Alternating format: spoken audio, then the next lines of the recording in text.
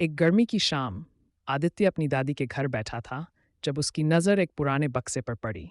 वह बक्सा कई सालों से ताखाने में पड़ा था और आदित्य को कभी भी वह खोलने की हिम्मत नहीं हुई थी।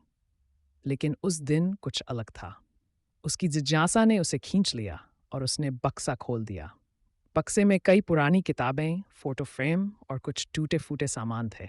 लेकिन उसकी नज़र एक छोटी सी कांच की गेंद पर पड़ी जो चमक रही थी। ये बहुत सुंदर थी, लेकिन साथ ही एक अजीब सी ऊर्जा भी महसूस हो रही थी। आदित्य ने उसे हाथ में लिया और देखा कि उस गेंद के अंदर कुछ बहुत छोटी सी लकीरें थीं जो अचानक हिलने लगीं। जैसे ही उसने गेंद को घुमाया, उसके सामने एक दृश्य उभर आया। वह खुद, लेकिन बचपन में। वह एक बाग में दौड़ रहा था और उसके पीछे उसकी दादी खड़ी थीं, मुस्कुरा रही थीं। यह दृश्य इतना जीवंत था कि आदित्य का दिल जोर से धड़कने लगा।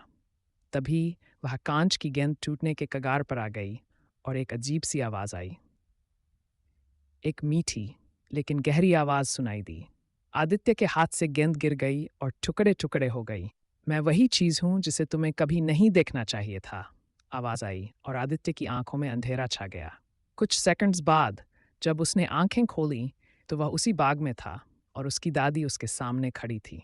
उसकी दादी मुस्कुराई, तुमने मुझसे सवाल पूछा था और अब तुम्हें जवाब मिल गया। कभी कभी पुराने राज हमें वापस उस समय ले आते हैं जब हम सबसे ज़्यादा खुश थे।